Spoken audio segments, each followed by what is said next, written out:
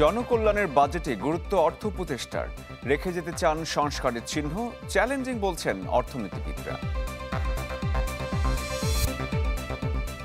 জামায়াতের নিবন্ধন নিয়ে আপিল বিভাগের রায় কাল, ভোটের মাঠে ফেরার আশা আইনজীবীর। ঢাকার আশেপাশে থাকছে না কোনো ইটভাটা, তরুণ নেতৃত্বকে সৎ থাকার আহ্বান উপদেষ্টা রিজওয়ানার। বিজিএম এর নির্বাচন চলছে, ভোট গ্রহণ ৩৫ পরিচালকের বিপরীতে ৩ প্যানেলে প্রার্থী ৭৬ জন। কুতুবদিয়ায় ২ লাখ মানুষের জন্য একটি স্বাস্থ্য কমপ্লেক্স, নেই প্রয়োজনীয় ডাক্তার, নার্স ও ল্যাব সুবিধা।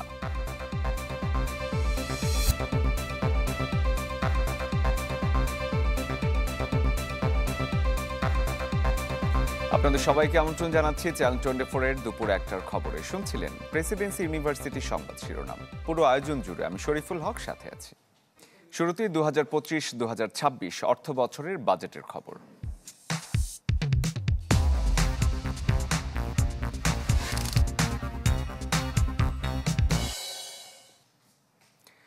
লুটেরার শ্রেণীমুক্ত অর্থনৈতিক ব্যবস্থা গড়ার প্রত্যয়ে একটি সামঞ্জস্যপূর্ণ এবং দরিদ্র বান্ধব বাজেট দেওয়ার প্রস্তুতিতে অর্থ উপদেষ্টা, যিনি পরবর্তী সরকারের জন্য তৈরি করতে চান অনুসরণীয় কিছু উদাহরণ। অন্যদিকে মূল্যস্ফীতি নিয়ন্ত্রণে এনে জীবনযাপনকে সহজ করার দৃঢ় প্রতিজ্ঞা গভর্নরের। তবে বিশ্লেষকদের মতে চ্যালেঞ্জ রয়েছে পাহাড় সমান। ইকবাল আহসানের রিপোর্ট। সময়ের সাথে খেলনা শিল্পে বিনিয়োগ বাড়ছে দেশে, ফলে সম্ভাবনাময় খাত হিসেবে বৈশ্বিক ও অভ্যন্তরীণ বাজার দখলে নিতে এবারের বাজেটে উদ্যোক্তাদের জন্য থাকতে পারে শুল্ক সহায়তা, অর্থাৎ আমদানি পণ্যের ট্যারিফ মূল্য বাড়ানোর মাধ্যমে সুরক্ষা পেতে পারে স্থানীয় শিল্প। অভ্যন্তরীণ চাহিদার প্রায় ৯০% ফ্রিজ ও রেফ্রিজারেটর এখন উৎপাদিত হচ্ছে স্থানীয়ভাবে। নীতি এবং কর অবকাশ সুবিধার কারণে দেশীয় উদ্যোক্তাদের পাশাপাশি কারখানা বসিয়েছেন বিদেশিরাও, কিন্তু সোমবারের বাজেটে এই পণ্য উৎপাদনে বসতে পারে বাড়তি ভ্যাট। এরকম বহু ভালো মন্দের মিশেলে নিজের প্রথম বাজেট নিয়ে ২ জুন টেলিভিশনের সামনে হাজির হবেন সালেউদ্দিন আহমেদ। বাজেট মানেই জিনিসপত্রের দামে আরেক দফা উল্লম্ফন। সাধারণ মানুষের এমন ধারণা ওই দিন আদৌ কি ভাঙতে পারবেন তিনি? এইটা আমরা চেষ্টা করব, কেন এবার তো রোজার সময় আমরা ইনশিওর করেছি, বাজেটের সময় ইনশিওর করব। সীমিত সম্পদের মধ্যে আমরা একটু ব্যালেন্স রাখতে চেষ্টা করব। অন্তর্বর্তী সরকারের জন্য এবারের বাজেটে বড় চ্যালেঞ্জ রাজস্ব বাড়ানো, বিনিয়োগে গতি আনা, একই সাথে কর্মসংস্থানের সংকট দূর করা। পাশাপাশি মূল্যস্ফীতিকেও নামাতে হবে ৫%, যেখানে ৯ মাসেও সাফল্য নেই খুব একটা। যদিও নিরাশ করতে চান না এই সুযোগ কমাতে সবচেয়ে কার্যকর ভূমিকা রাখা প্রতিষ্ঠান বাংলাদেশ ব্যাংকের গভর্নর। আমি চাচ্ছি আগামী বছর ফার্স্ট কোয়ার্টারের মধ্যে ইনফ্লেশনকে ৫-এর নিচে নামিয়ে আনা। এটা একটা দৃশ্যমান উন্নতি আমরা আশা করি, আমি আশা করি ব্যক্তিগতভাবে উন্নতিটা সম্ভব। জুলাই অভ্যুত্থানকে ধারণ করে একটা বৈষম্যহীন ও লুটেরা শ্রেণীমুক্ত অর্থনৈতিক ব্যবস্থা গড়ে তুলতে অত্যন্ত গুরুত্বপূর্ণ এবারের বাজেট, যার নির্মাণের শুরুটা অন্তত করতে চায় বর্তমান সরকার। যদিও অর্থনীতিবিদ হোসেন জিল্লুর রহমান খুব একটা আশাবাদী হতে পারছেন না বর্তমান বাস্তবতায়। এত সীমাবদ্ধতার মধ্যেও পার্টিকুলারলি সিগন্যালিং দৃষ্টিকোণ থেকে সাহসী কিছু পদক্ষেপ নেওয়ার সুযোগ আছে, যেটার মাধ্যমে ভবিষ্যতের যারা আসবে তাদের জন্য কিন্তু এক ধরনের নতুন বাস্তবতা তৈরি হলো। এবারের বাজেটের আকার কমলেও উন্নয়ন অনুন্নয়নের বরাদ্দ অন্তত কথা বলছে না সাধারণ মানুষের পক্ষে। ইকবাল আহসান, চ্যানেল 24, ঢাকা। কি আছে জামায়াতের ভাগ্যে? ভোটের মাঠে ফিরতে পারবে কি জামায়াত? তাদের দাঁড়িপাল্লার প্রতীকেরই বা কি হবে? এই সমস্ত বিষয় নিয়ে রোববার রায় ঘোষণা করবেন প্রধান বিচারপতি ডক্টর সৈয়দ রেফাত আহমেদের নেতৃত্বাধীন আপিল বিভাগ। এই রায় পক্ষে গেলে ভোটের মাঠে ফিরতে আর কোনো বাধা থাকবে না জামায়াতের।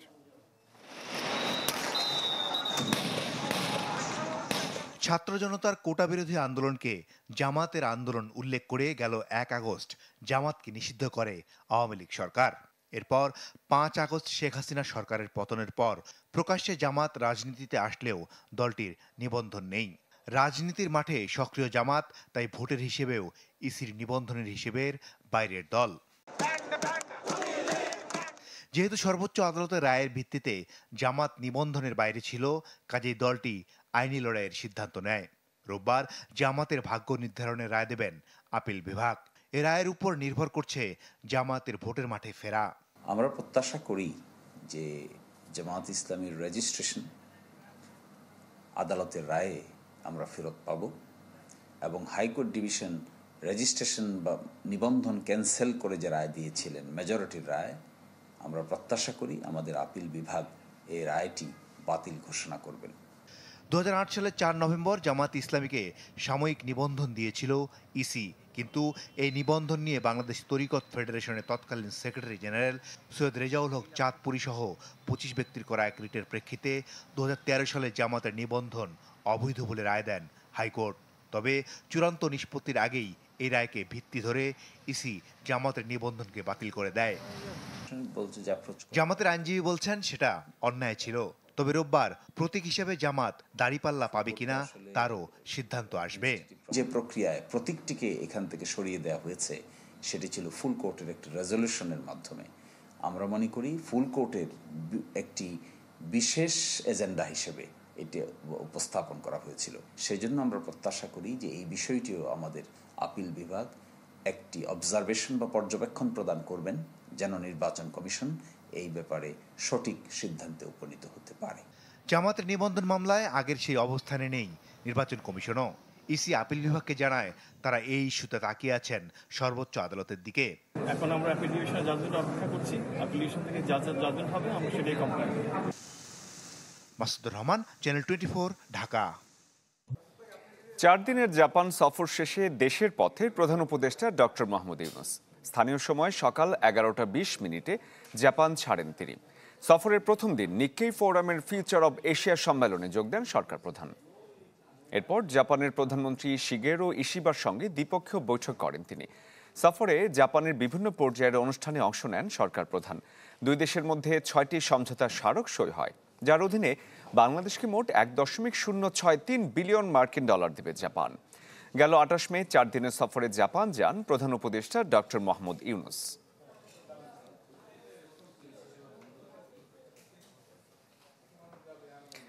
ঢাকার আশপাশকে নো ব্রিকফিল্ড জোন ঘোষণা করতে যাচ্ছে সরকার। সকালে রাজধানীর আগারগাঁওয়ে এক অনুষ্ঠানে এই তথ্য জানান পরিবেশ উপদেষ্টা সৈয়দা রিজওয়ানা হাসান। তিনি সেখানে বলেন, তরুণ নেতৃত্বের ব্যাপারে যেন আর্থিক অসততার অভিযোগ না আসে, তাদেরকে সৎ থাকতে হবে। নতুন দেশ গড়তে আত্মত্যাগী হওয়ার আহ্বানও জানান পরিবেশ উপদেষ্টা। একই অনুষ্ঠানে উত্তর সিটি কর্পোরেশনের প্রশাসক মোহাম্মদ এজাজ অভিযোগ করেন, বাসযোগ্য নগরী গড়তে যে রাজনৈতিক সহযোগিতার প্রয়োজন তার ঘাটতি রয়েছে। পাশাপাশি চাঁদাবাজ দৌরাত্ম্য চলছে এই মন্তব্য করেন তিনি।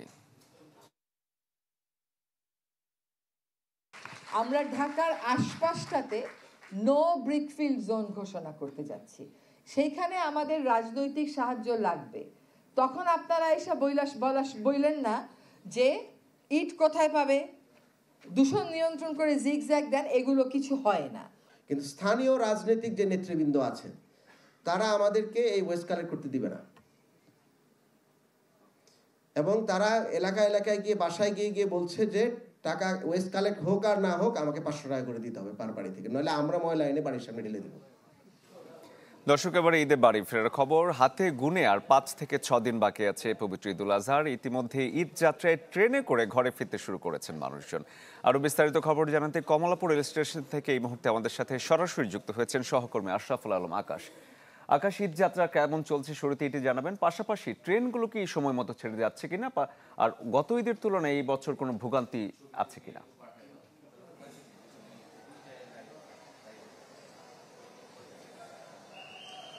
শরীফ, মূলত আজকে যে ঈদযাত্রা শুরু হয়েছে একটি টিকিট কিন্তু 21 তারিখ দেওয়া হয়েছে, আজ থেকে ঠিক 10 দিন আগে।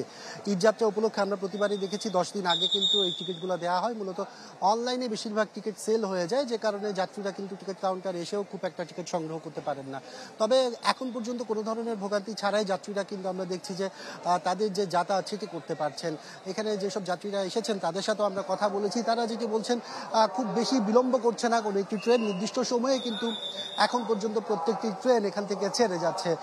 যেহেতু ঈদ যাত্রা, কোরবানির ঈদ উপলক্ষে কিন্তু প্রত্যেকের একটি প্রস্তুতি থাকে আর লম্বা একটি ছুটি পাওয়া যায়, সেই হিসাবে বলা যায় যে কি স্বস্তিতে বাড়িতে যাওয়ার জন্য কিন্তু এই ট্রেনের যে যাত্রা, এটাকেই কিন্তু অনেকে বেছে নেন যারা রাজধানী থেকে বাংলাদেশের বিভিন্ন স্থানে তাদের আসলে নিজ গন্তব্যে যাওয়ার জন্য চেষ্টা করেন।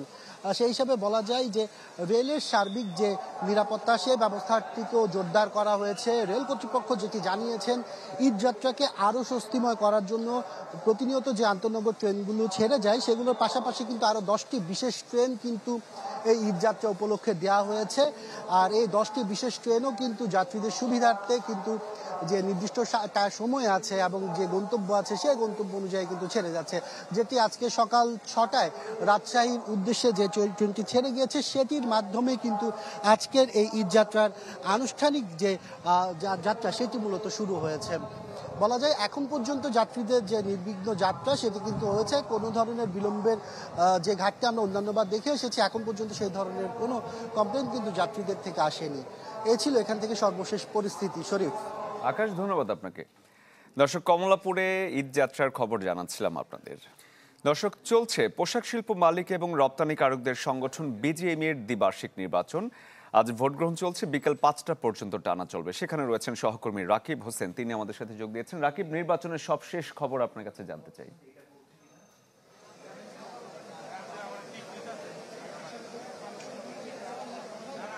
শরীফ, এখন পর্যন্ত 5 ঘন্টা ভোট গ্রহণ শেষ হলো।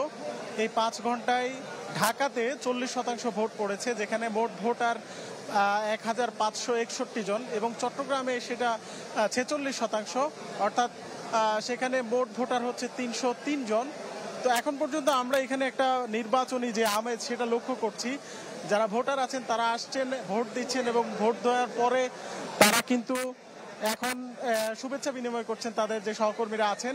এবং প্রার্থীরা যারা আছেন 3 প্যানেলের প্রার্থী, একটা হচ্ছে ফোরাম এবং আরেকটা সম্মিলিত পরিষদ, আরেকটা ঐক্য পরিষদ। 3 প্যানেলের যে প্রার্থীরা আছেন তারা কিন্তু ভোটারদেরকে আকৃষ্ট করার চেষ্টা করছেন তাদের যে ইশতেহার তারা ঘোষণা করেছেন সেই ইশতেহার অনুযায়ী। এবং এখন পর্যন্ত প্রার্থীদের সাথে আমরা কথা বলে যেটি জেনেছি সেটি হচ্ছে যে এখন পর্যন্ত নির্বাচনের সুষ্ঠু পরিবেশ বজায় আছে, এখন পর্যন্ত কোনো ধরনের বিশৃঙ্খলা হয়নি। এবং আপনি জানেন যে ডিএমপি কমিশনারও বলে গেছেন যে এই নির্বাচনটা জাতীয় নির্বাচনের একটা মডেল হিসেবে তারা দেখছেন। এবং যে প্রার্থীরা আছেন তারা বারবার মনে করিয়ে দিচ্ছেন পোশাক খাতের যে সংকটকালীন সময় চলছে রপ্তানি বাজারে, সেই সংকট মোকাবেলায় তারা যে নির্বাচন পরবর্তী সময়ে একযোগে কাজ করবেন সেই বিষয়টা তারা বারবার ভোটারদেরকে মনে করিয়ে দিচ্ছেন। এবং নির্বাচনের ফলাফল যাই হোক তারা একযোগে কাজ করার সেই আশ্বাস বারবার জানাচ্ছেন। আমরা কয়েকজন সাবেক নেতৃবৃন্দের সাথে কথা বলেছি যারা বিজিএম এর সাবেক সভাপতি, তারা বলছেন যে এবারের নির্বাচনটা অত্যন্ত প্রতিদ্বন্দ্বিতামূলক একটা নির্বাচন হচ্ছে এবং সুষ্ঠু পরিবেশে হচ্ছে। সেই কারণেই তারা কিন্তু এই নির্বাচনকে স্মরণীয় মনে করছেন এবং নির্বাচন পরবর্তীতে তারা একযোগে কাজ করার প্রতিশ্রুতি সবাই একযোগে মন্তব্য করেছেন যে তারা একযোগে কাজ করবেন। শরীফ, আপনাকে অনেক ধন্যবাদ। দর্শক, বিজিএম এর নির্বাচনের খবর আপনাদের জানাচ্ছিলাম। এই মুহূর্তে বিএনপির স্থায়ী কমিটির সদস্য আমির খসরু মাহমুদ চৌধুরী কথা বলছেন, আমরা আপনাদের সেখানে নিয়ে যাচ্ছি, জাতীয় প্রেস ক্লাবের সামনে। তাইলে হবে নাকি? সংস্কৃতি বদলাতে হবে, নতুন বাংলাদেশের চিন্তা হলে নতুন ভাবে চিন্তা করতে হবে সবাইকে। আজকের বিষয়বস্তুর উপর আসি। আমি বক্তারা অনেক কিছু বলেছেন, নিশ্চয় আমি আসার আগে অনেক বক্তৃতা হয়েছে।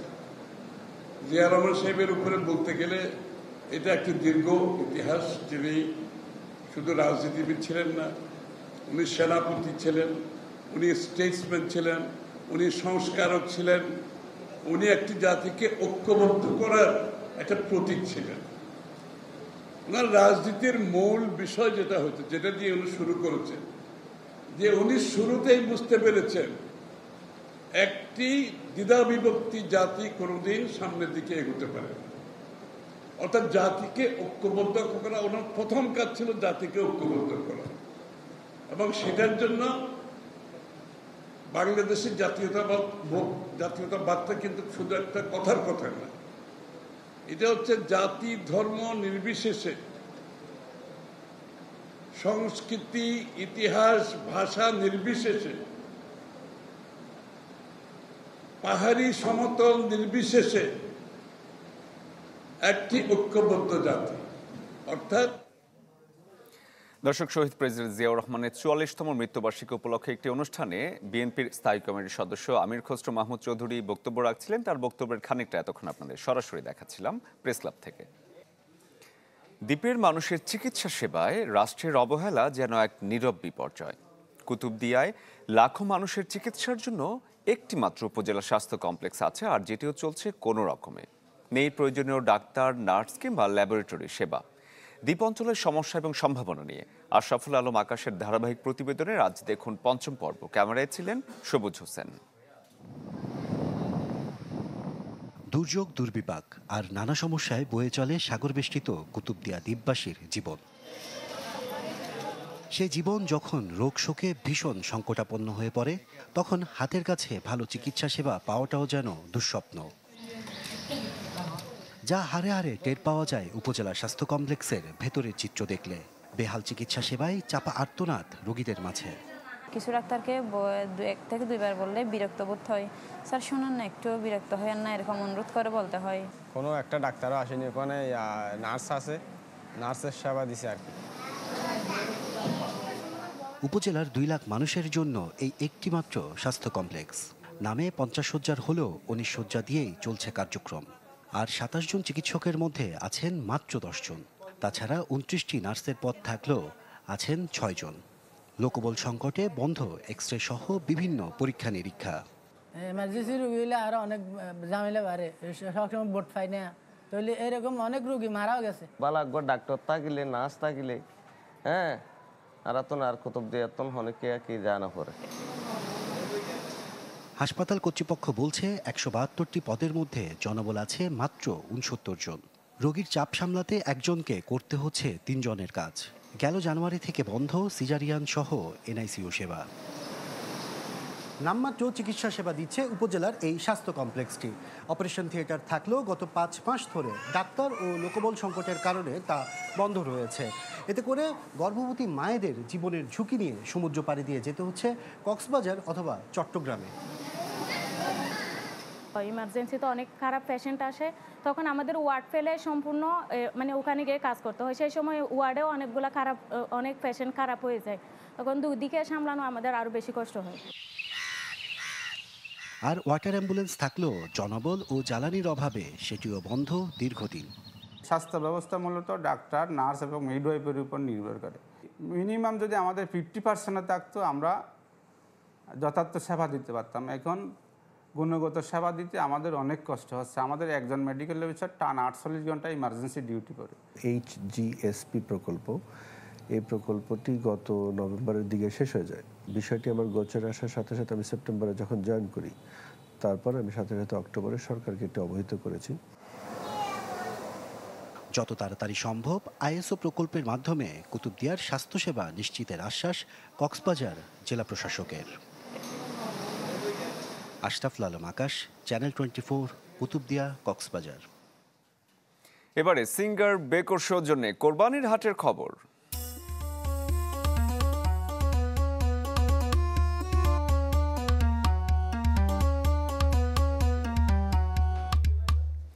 রংপুরে জমে উঠতে শুরু করেছে কোরবানির পশুর হাট। তবে ক্রেতারা কাঙ্ক্ষিত দাম না বলায় হতাশ বিক্রেতারা।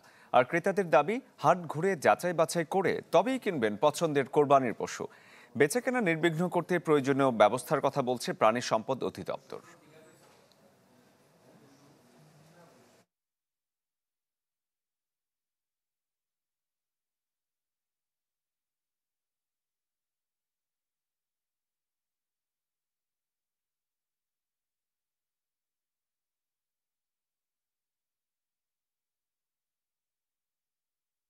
এবারে দেশের বাইরের খবর।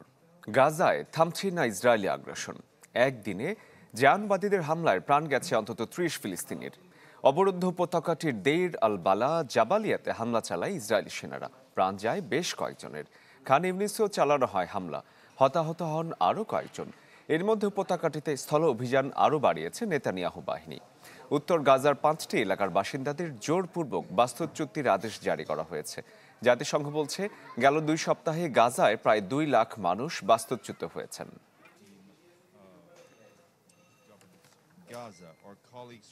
দর্শক, এই ছিল দুপুর 1টার খবরে। বিশ্বের যে কোনো প্রান্ত থেকে সবশেষ খবর সবার আগে জানতে ভিজিট করুন আমাদের ফেসবুক পেজ, ইউটিউব চ্যানেল এবং ওয়েবসাইটে। এতক্ষণ যারা সঙ্গে ছিলেন ধন্যবাদ জানাচ্ছি সবাইকে।